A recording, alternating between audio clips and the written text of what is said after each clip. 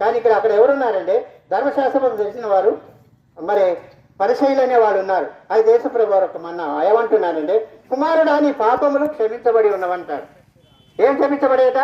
పాపాలు క్షమించబడేయండి. వాడు వచ్చిందే ఎందుకు వచ్చినాడు? నలుగురి చేత మోపించుకొని వచ్చినాడు. వాడు నడవలేని స్థితిలో ఉన్నాడు.